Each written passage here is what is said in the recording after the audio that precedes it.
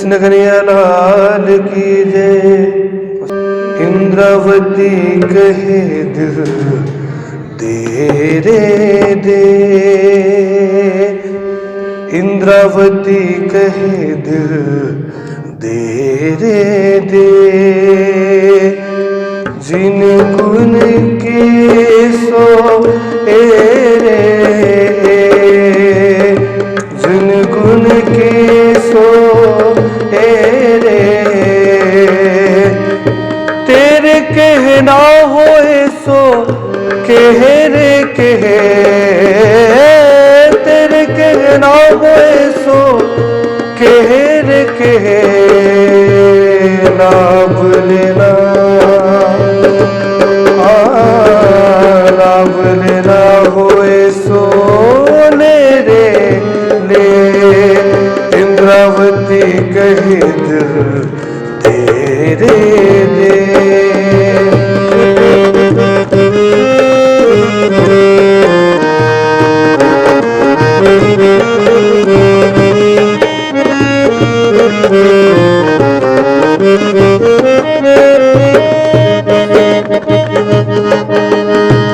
तारतम कहते हैं आरे आ, तारतम कहते हैं आरे आ,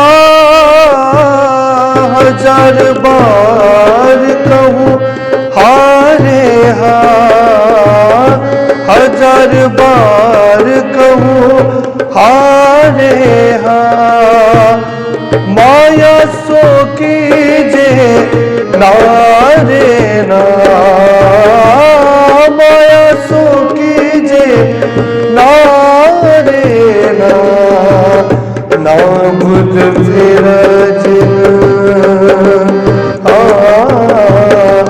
ना बुध विरजिन खारे खा, ना बुध विरजिन खारे खा, इंद्रावती कहे दिल दे रे दे।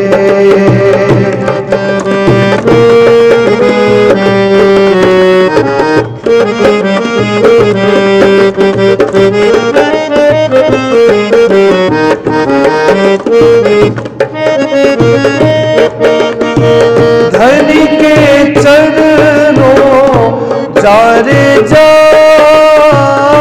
धनी के चरणों जा रे जा, ऐसा न पावे दारे दा, ऐसा न पावे दारे दा, जो चुक याब की तारे ता, जो चुक याब की तारे ता, तो सिर में लग सी हो, तो सिर में लग सी खारे घा, तो सिर में लग सी खारे घा, इंद्रावती कहे दिल दे रे दे।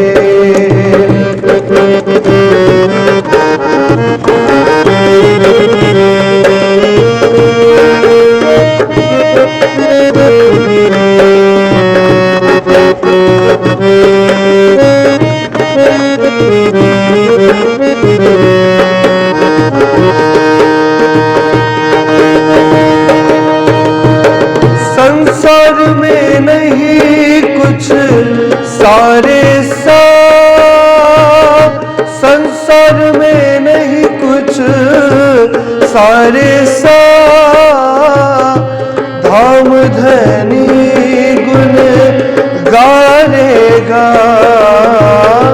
धाम धनी गुण गारेगा, लीजो मूल को भायो रे भायो,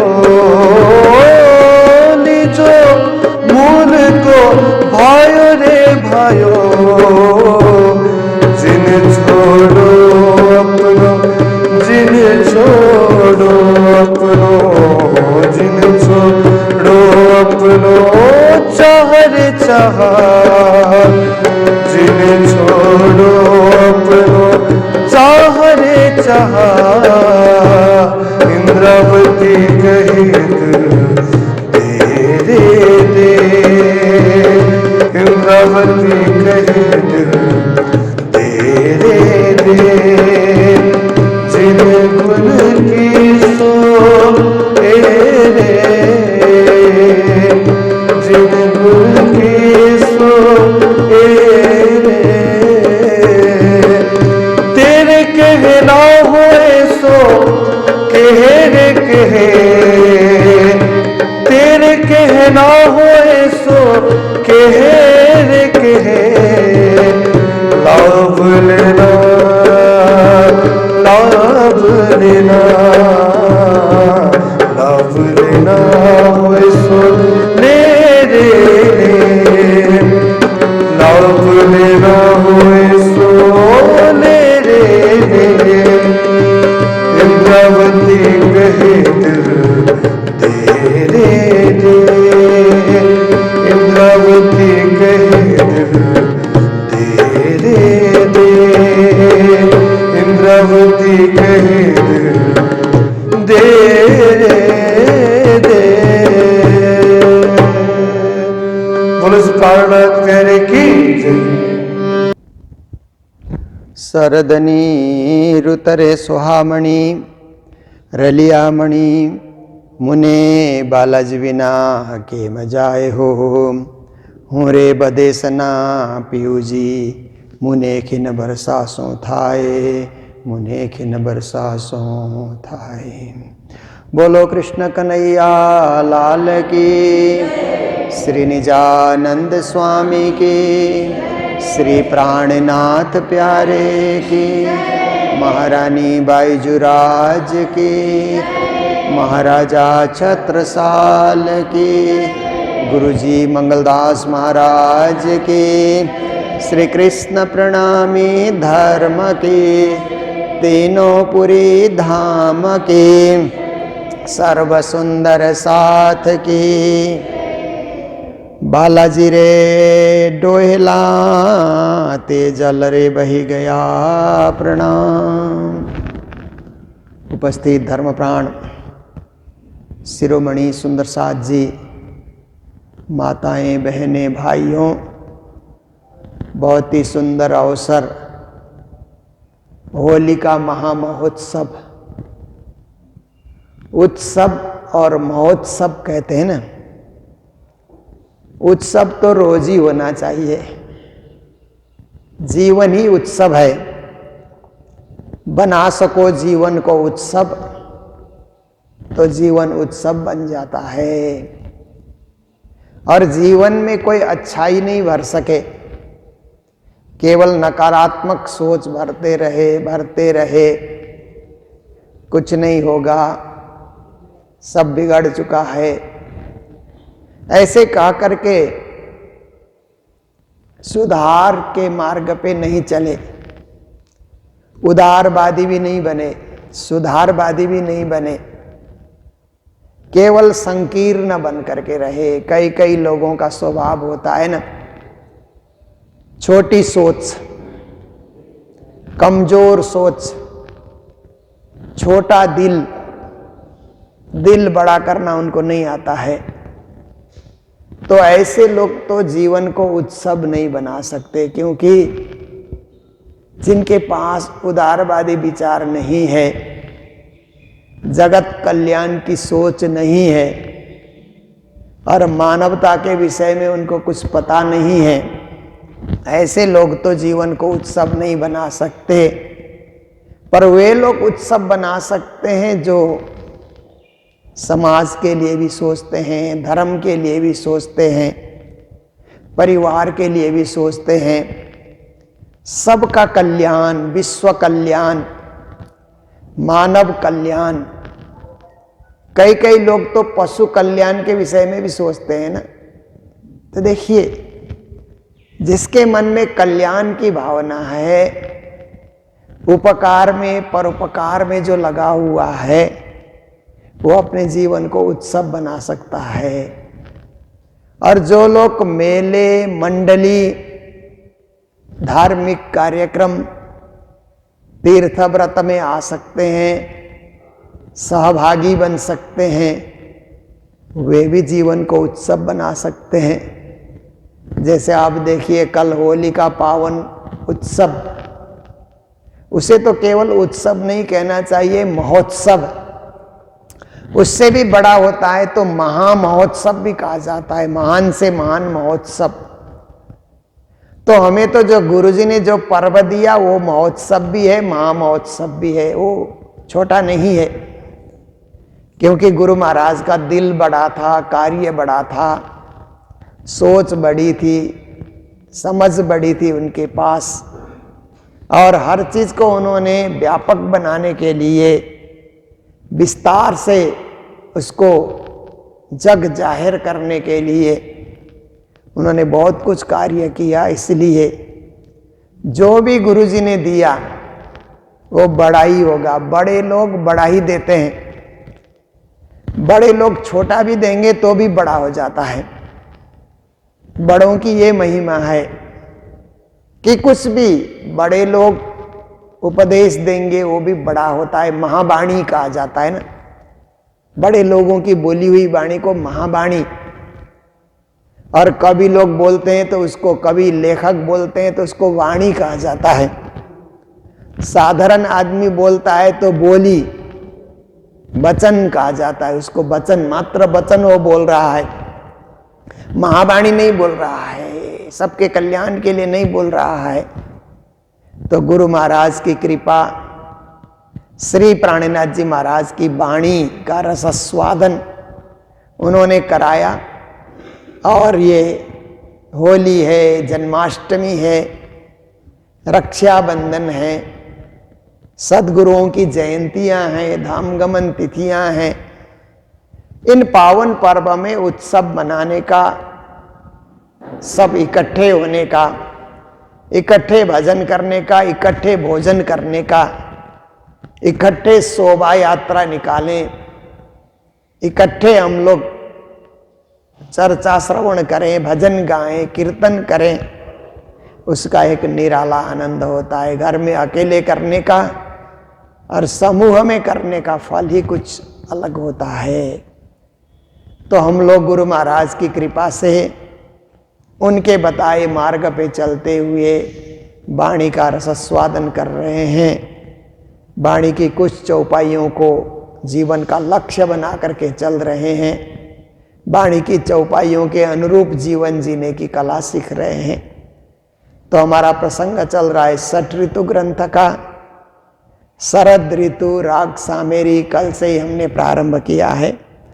बालाजी रे डोहलाते जल रे वही गया। इंद्रावती कहती है कि हे बालाजी, बरसात होने से गंदा पानी बह के चला गया।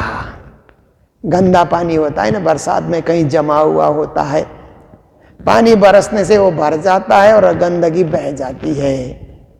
यही बरसात ऋतु की महिमा है कि धरती को धोने के लिए, धरती को साफ करने के लिए, वायुमंडल को साफ करने के लिए वर्षा ऋतु आती है। और कई कई प्रदेश, कई कई देश ऐसे हैं कि जहाँ पर 2-3 साल बरसात ही नहीं होती है, वो धरती धुलती नहीं है। पर हम लोग तो धरती के ऐसे छोर पे बैठे हुए हैं कि 4 महीने तक तो धरती धुलती रहती है। बरसात के दिनों में जोर से बरसात होती है ना, इस क्षेत्र में पानी पानी हो जाता है। तो श्री प्राणनाथ जी महाराज उसी वर्षा ऋतु की चर्चा करने के बाद अब शरद ऋतु में प्रवेश कर चुके हैं। तो वर्षा ऋतु ने सब मैल को भगा दिया। मट मैल पानी बहता था बरसात ऋतु में, वो भी स्वच्छ हो गया। अब शरद ऋतु आते आते जल स्वच्छ हो गया। आभ्यते निर्मल जल। अब नदियों में देखो तो जल एकदम निर्मल नीला, नदी का जल नीला दिखलाई दे रहा है, निर्मल दिखलाई देता है, स्वच्छ और पावन दिखलाई देता है। ऐसी ऋतु आ चुकी है। पीयू जी बिना रे एकली तेता के राखूं मन धीर। जब निर्मल जल बहते हुए अनुभव करते हैं तो हमें लगता है कि हमारा मन भी निर्मल जल की तरह बहना चाहिए। मन भी बहता हुआ मन हो, एकदम रुका हुआ मन काम नहीं आता है, बहता मन ही काम आता है, प्रवाहमान मन ही काम आता है, प्रवाहमान जीवन ही काम आता है। तो श्री जी कहते हैं कि हम भी सोचते हैं कि मेरे मन में भी इसी तरह जल बहने की भांति उत्साह बहे, प्रेम बहे, भावना बहे, पर हम तो अभी नजरबंद में हैं। केम राखो मन धीर, अब मन को स्थिर करके रखना या मन को निर्मल करके रखना, पावन करके रखना असंभव हो रहा है, क्योंकि आपकी कृपा मुझे चाहिए सब कुछ शुद्ध करने के लिए। आपकी कृपा, आपकी अनुकंपा और आपका विशेष ध्यान मुझ पर चाहिए। हे धनी जी, हे पिया जी, हे श्रीराज जी। बालाजी रे बन छायू द्रुम बेलड़ी, हवे धनी तनी आवारा। कहते हैं हूँ रे बदेसणा पीऊ जी, मुने चरणे चरणे तेड़ो आधार। हे बालाजी, वन में द्रुम लताएं लहलहा रही है, लताओं में भी पुष्टि आ गई है, परिपुष्टि आ गई है, फूल देने के लिए, फल देने के लिए, और पूरी लताओं से वातावरण, प्रकृति आच्छादित हो रही है। प्रकृतियों में वृक्ष और लताएं फैल रही है सर्वत्र, पर मेरे मन की भावना रूपी लताएं पल्लवित क्यों नहीं होती, पुष्पित क्यों नहीं होती? इसलिए कि हम परदेश में हैं। तो हे धनी, अपने चरणों में हमें बुला लो, इस परदेश से मुझे निकालो। एक लड़ी परदेश माँ मुने मुकीने कांचा लिया, हमें परदेश में न रखो। परदेश और स्वदेश का अर्थ क्या है? जहाँ हम धामधनी के चरणों में, राज्य के चरणों में है, उसी को स्वदेश कहा जाएगा।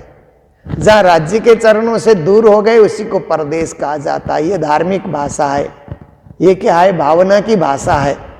इसलिए नजरबंद को परदेश कहा, नौतनपुरी को स्वदेश कहा उन्होंने। है तो उसी पुरी में है, परंतु अब हैं तो अपनी मर्जी से चल नहीं सकते हैं। बालाजी रे नीजर जल रे डूंगर झरे, नदी सर भरिया निवान। कहते हैं हे बालाजी, बरसात ऋतु जाने के बाद शरद ऋतु में पहाड़ों से जल झर रहा है, झरने से जल निकलता है ना।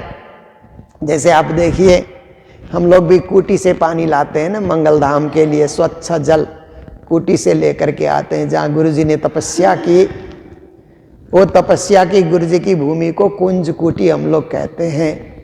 तो वहाँ भी बहुत से सुंदर सा दर्शनार्थ जाते हैं। तो वहाँ पहाड़ में से, झरने में से पानी निकलता है, स्वच्छ जल, निर्मल जल। तो उसको हम लोग ला करके मंगलधाम में प्रयोग करते हैं, पीने में काम लेते हैं, नहाने में काम लेते हैं। श्री जी महाराज कहते हैं कि हे बालाजी, पहाड़ों से पानी निकल रहा है, झरने बह रहे हैं, झरझर करके ऐसे आवाज उनकी आ रही है झरना बहने की। नदी सर भरिया नीर, और झरने बहने से नदियां भर जाती है। देखिए कैसी विचित्र बात है ना।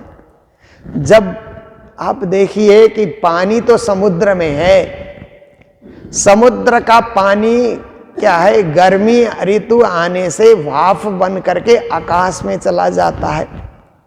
मानसून उसी को कहा जाता है। मानसून आकाश में जाने के बाद बादल पानी से भर जाता है। बादल पानी को उठा करके, भाप को उठा करके आकाश में लेकर के जाता है, फिर पहाड़ों से टकराता है। वही मानसून पहाड़ों से टकराता है, तो टकराने के बाद बूंद बूंद बन करके जल गिरने लगता है, बादलों से पानी गिरने लगता है। बूंद बूंद जल गिर करके जब इकट्ठा होता है तो झरने के रूप में झरने लग जाता है, उतरने लगता है। फिर झरने से उतर उतर करके कई झरनों का पानी इकट्ठा हो जाता है तो छोटी नदी बनती है।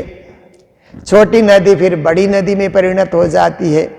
फिर बड़ी नदी के बाद नद भी कहते हैं, जैसे ब्रह्मपुत्र को नद कहते हैं। उसके बाद समुद्र में पानी जाता है। जहाँ से पानी की यात्रा शुरू हुई, पानी वहीं जाकर के विलय हो जाता है।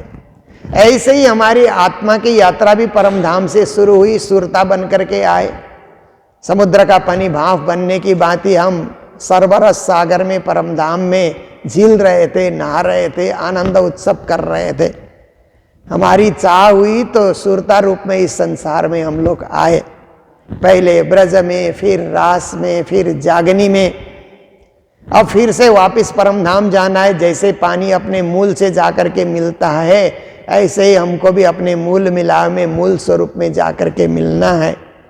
पर हे धनी, हम तो नजरबंद में हैं, तो मूल से कैसे मिलेंगे? हम तो अटक गए कहीं। पानी कहीं तालाब में अटकता है तो कहाँ समुद्र में जा पाता है? नहीं जा सकता है, बंधन में बंध गया। इसी तरह कोई भी जीव बंधन में बंधेगा तो मूल से नहीं मिल सकता। श्री जी महाराज कहते हैं हम भी बंधन में हैं, इसलिए सरिता बन करके सागर में, सागर बन करके महासागर में जाने का मौका हमें नहीं मिल रहा है।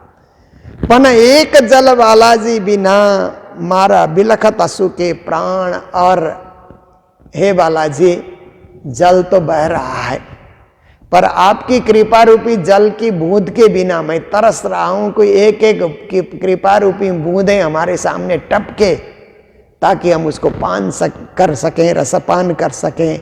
अन्यथा हम तो तड़प ही रहे हैं, हमारी अंतरात्मा तड़प रही है आपके बिना।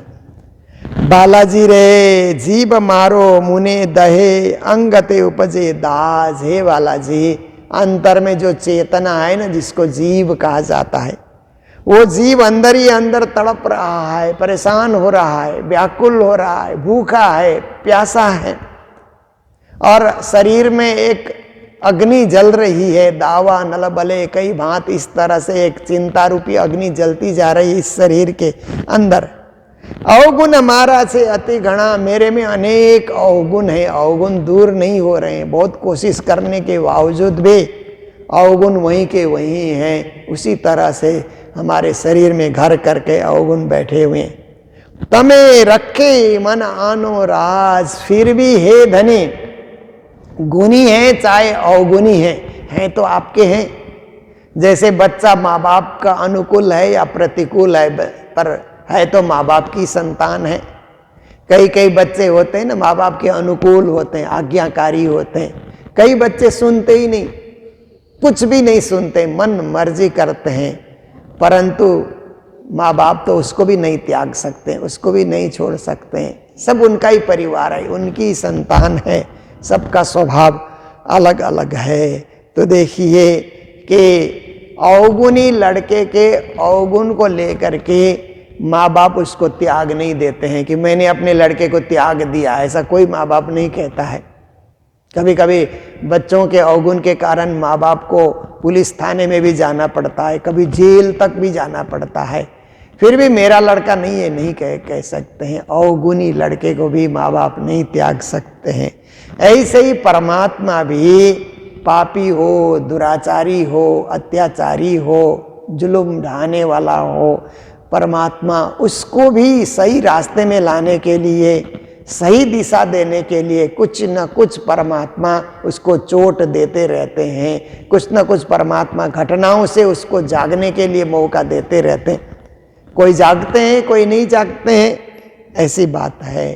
पर श्री जी महाराज कहते हैं कि हे धनी, कोई अवगुणी है तो भी आप मन में ये अवगुणी है ऐसे करके मन में आप ऐसी बातों को बिठा करके न रखें, क्योंकि सब आपके ही हैं। इसलिए तमे रखे मन आनो राज। हे राज, मन में ये अच्छा नहीं है ऐसा करके आप मत सोचिए, क्योंकि है तो आप ही के हैं, सृष्टि आप ही की है। अंधेरा भी आपका, उजाला भी आपका, दिन भी आपका, रात, सब कुछ तो आपने ही रचा है। इसलिए हम आपके हैं, आप अपने चरणों तले बिठा करके रखिए। श्रावण मासनी अष्टमी कई कृष्ण पक्खनी जेता, मुने ए रैनी वालाजी बिना घणु दोहेली गई तेहा। अब जन्माष्टमी की तिथि आ गई। जन्माष्टमी की तिथि आती है तो उत्सव मनता है, सब में उत्साह होता है। कई लोग जन्माष्टमी में नृत्य दिखाने के लिए तैयारी करते हैं, कई जन्माष्टमी में मंदिर सजाने के लिए फूल इत्यादि ढूंढने लग जाते हैं, फूल की मालाएं तैयार करते हैं। कई जन्माष्टमी के लिए भोग व्यंजन इत्यादि बनाते हैं। तरह तरह के व्यंजन इत्यादि कृष्ण जन्म के पावन पर्व के लिए बना लेते हैं। कई नए नए श्रृंगार इत्यादि तैयार कर लेते हैं, क्योंकि कई सोचते हैं ना कि जन्माष्टमी में ही श्रृंगार चढ़ाएंगे। कई लोगों का मन होता है ये भोग धराएंगे राज्य को, इस तरह से ये राज्य के लिए बर्तन बासन हम जन्माष्टमी के दिन चढ़ाएंगे। सब में उत्साह, सब वर्ग के सुंदर साथ में कोई न कोई उत्साह है। और कई कई जन्माष्टमी में कृष्ण लीला का जो है नाटक दिखाने के लिए भी, नृत्य दिखाने के लिए भी तत्पर रहते हैं। तो ऐसा महा उत्सव नौतनपुरी धाम में मनाया जाता था श्री देवचंद जी महाराज के समय में। तो अब तो देवचंद जी महाराज धाम पधार गए, बिहारी जी गादी में बैठे हुए हैं। श्री प्राणनाथ जी को राजा ने नजरबंद में डाला है, किसी कारणवश नजरबंद में डाला है। तो जन्माष्टमी की तिथि आते ही श्री जी महाराज कहते हैं कि श्रावण मास की अष्टमी आ गई, कृष्ण पक्ष की अष्टमी, जिसको श्री कृष्ण जन्माष्टमी कहा जाता है।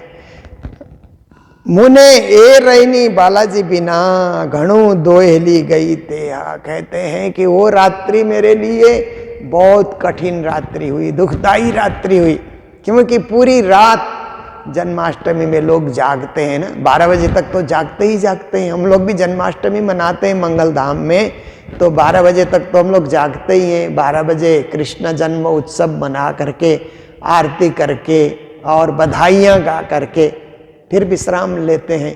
कई कई लोग तो जागते ही रहते हैं, पूरी रात जागरण करते हैं। तो इंद्रावती के रूप में श्री जी कहते हैं कि मेरा भी जागरण हुआ, मैं भी रात भर जागता रहा, पर दूसरे सुंदर साथ जागे तो उत्साह से जागे, एक पर्व मनाते हुए जागे, पर मैं निरुत्साहित होकर के इस नजरबंद में जागता रहा। इसलिए हे धनी, इस बंधन से आप छुड़ाइए। ये क्या है?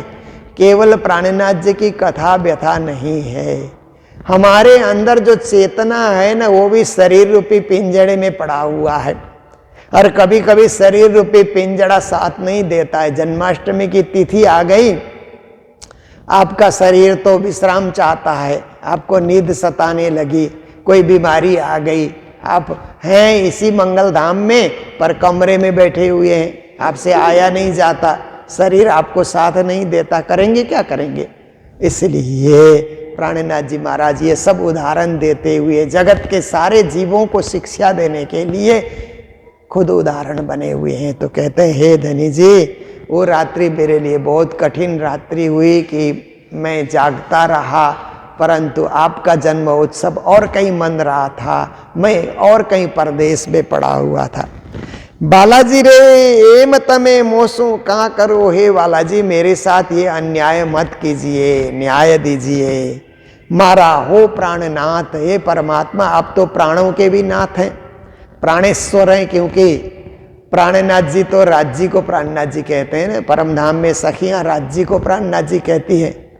फिर प्राणनाथ जी ने देवचंद्र जी महाराज को भी प्राणनाथ कहा है। और देखिए सुंदर साथ में मेराज ठाकुर को प्राणनाथ कहा। प्राणनाथ शब्द तो व्यापक है, जैसे गुरुजी शब्द व्यापक है ना, सब कोई अपने गुरुजी को गुरुजी कहते हैं, कब से कहते आ रहे हैं, जब से सृष्टि बने तब से गुरुजी गुरुजी गुरुजी व्यापक शब्द है ना। और गुरुजी जो है वो शब्द अमर शब्द भी है, उस शब्द का कभी मरण नहीं होता, अंत नहीं होता। ऐसे ही प्राणनाथ शब्द भी एकदम अमर शब्द है, अटल शब्द है, हमेशा उसका प्रयोग होता आ रहा है।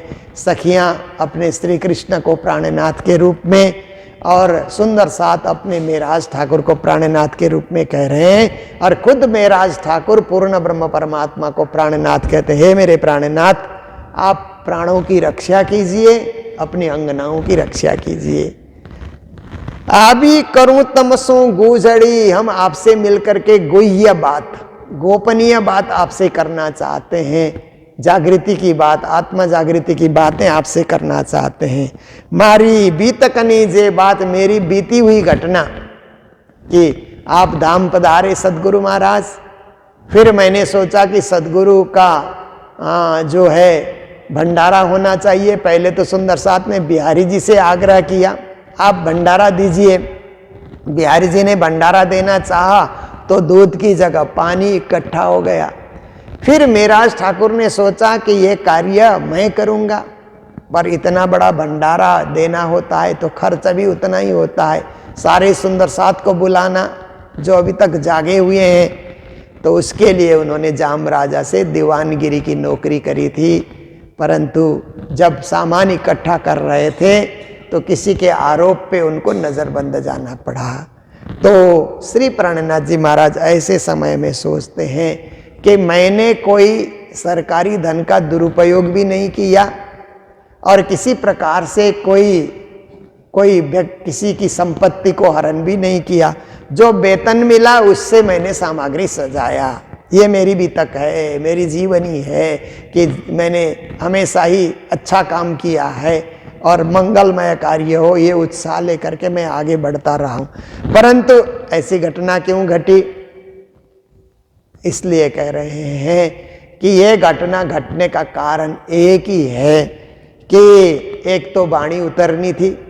जैसे माताएं बच्चों को जन्म देती हैं तो एक प्रसव पीड़ा बोलते हैं ना, वो प्रसव पीड़ा को सह लेती हैं, क्योंकि प्रसव पीड़ा भी बहुत कठिन पीड़ा है ऐसा कहा जाता है, सो तो माताएं जानती हैं। फिर बच्चा जन्म लेता है, बच्चा जन्म लेने के बाद सब कुछ भूल जाती है, प्रसव पीड़ा को भूल जाती है। ऐसे ही वाणी प्रकट होने के लिए श्री जी के सामने ये नजरबंद एक प्रसव पीड़ा के समान अनुभव हो रहा है। जब वाणी उतरने लगी तो श्री जी को लगा, हो राज्य महाराज तो मुझे एकांत में रख करके वाणी प्रकट कराना चाहते थे, हम वहीं पे होते तो सबके साथ होते हुए मुझे इतना बड़ा एकांत कहाँ मिलता जो एकांत आज मिला हुआ है। इसलिए एकांत में ही तो धनी का ध्यान हो सकता है, राज्य का ध्यान हो सकता है। इसलिए ये सब उनकी कृपा थी, उनकी मेहर थी, बिना कारण कार्य न होए। बालाजी रे अष्टमी भादरवा तणी काई शुक्ल पक्षनी रात ए रैनी रूढ़िय छे मारा जन्म संगाती साथ। फिर कहते हैं, हे मेरे बालाजी, ऐसा है कि कृष्ण जन्माष्टमी का पावन पर्व मनाया गया, बीत गया। उसके ठीक 15 दिन बाद राधाष्टमी की तिथि आती है। शुक्ल पक्ष की अष्टमी को राधाष्टमी कहा जाता है। राधा जी का जन्मदिन, राधा जी का प्रकटन दिवस श्री कृष्ण जन्माष्टमी के तुरंत बाद 15 दिन बाद हम लोग मनाते हैं। ऐसे तो राधा जी पहले आई इस संसार में, कहा जाता है कि राधा जी 2 साल पूरे होने में केवल 15 दिन बाकी थे, तब कृष्ण का प्रकटन होता है। तो राधा जी ऐसे उम्र में बड़ी है संसार में। परंतु इसका उदाहरण हमारे ज्ञानीजन और गुरुजी भी ऐसा उदाहरण देते थे कि सूर्य आने से पहले किरणें आती है, तो किरणें आने के बाद सूर्य उदय होते हैं। इसी तरह से सखियां आई, राधा जी आई, फिर कृष्ण जी प्रकट हुए। ये तो सूर्य उदय की भांति है, इसमें उम्र की कोई बात गिनी नहीं जाती है। तो ऐसे राधाष्टमी की तिथि आई, शुक्ल पक्ष की रात ए रैनी रूढ़िये से, क्योंकि राधाष्टमी की रात्रि भी बड़ी प्रिय रात्रि, सुंदर रात्रि, राधा रानी का आगमन होना, साक्षात श्यामा रानी का अवतरण होना कितनी बड़ी बात है। ये भी बहुत सुंदर रात्रि है। मारा जन्म संगाती साथ, राधा जी तो कौन है कि जन्म जन्म की संगाती, साथी संगाती मतलब जन्म जन्म जो हमारे साथ दे रही है। क्योंकि एक जन्म 2 जन्म की बात नहीं है, ये तो परम धाम में भी साथ ही है ना। साक्षात श्यामा महारानी राधा रानी तो परम धाम में भी साथ में है। इसलिए जन्म जन्म की हमारी संबंधी श्यामा महारानी राधा महारानी का यह प्रकटन का उत्सव है। इससे बढ़कर खुशहाली और क्या होगी। परंतु वो खुशहाली मनाने के लिए मुझे अभी अवसर नहीं मिल रहा है। ये खुशहाली मनाने का फिर से अवसर दें। 1 साल के बाद तो नज़रबंद से मुक्त हो जाते हैं, वाणी भी उतर जाती है। फिर तो जन्माष्टमी मनाने की खुशहाली, राधाष्टमी मनाने की खुशहाली आजीवन बनी रही। पर ये जो अभी जो दुर्लभ हो रहा है उसको सुलभ कराने के लिए राज्य से विनय प्रार्थना कर रहे हैं श्री जी महाराज। और हमें भी इसी तरह कभी कोई जन्माष्टमी और राधाष्टमी से हम वंचित हो जाएं तो इसी तरह राज्य से पुकार लगाने की बात सिखा रहे हैं कि उनसे हम कहें कि ऐसे पावन पर्व में हमें मंदिर में ही रखें, अपने चरणों में ही रखें, दूर कहीं किसी कार्य के लिए आप भेजें नहीं। तो इन्हीं शब्दों के साथ आज का समय पूर्ण होने आया, इसलिए जय जयकार करते हुए प्रसंग को विराम देते हैं। आज के दिन जो मंगलधाम में सेवाएं आई है, सिक्किम धर्मदिम निवासी दुष्यंत धीताल जी और उनके सुपुत्र अनमोल धीताल जी का आज जन्म दिवस है। पिताजी का भी जन्म दिवस है, बेटे का भी जन्म दिवस है। देखिए कैसी अच्छी बात है। तो अनमोल जी को और दुष्यंत जी को बहुत बहुत बधाइयाँ, मंगल कामनाएं व्यक्त करते हैं उनके जन्मदिन के अवसर पर। और आज ही के दिन हमारे जयगांव निवासी सुजाता और सुरेश गर्गा जो मंदिर की सेवा में हमेशा तत्पर रहते हैं, उनकी शादी का 35वां सालगिरह चल रहा है आज के दिन, इसीलिए उन्होंने भंडारे की सेवा दी थी। तो दोनों युगल दंपति को बहुत बहुत मंगल बधाइयाँ देते हुए, मंगल कामनाएं व्यक्त करते हुए अभी के प्रसंग को यहीं विराम दे रहे हैं। जय जयकार के साथ आज हम लोग दार्जिलिंग में होली मनाने जाएंगे, कल मंगपू में हम लोग जाएंगे, फिर बाद में सिंगताम सिक्किम में हम लोग रंग पंचमी मनाने जाएंगे। अभी उत्सव पूरा नहीं हुआ है, उत्सव चल ही रहा है, तो उन उत्सवों का आनंद भी हम लोग लेते रहेंगे। आइए चौपाई दोहराने में साथ दें। बोलो सतगुरु महाराज की, श्री प्राणनाथ प्यारे की, सर्व सुंदर साथ की। बालाजी रे अष्टमी भादरवातणी,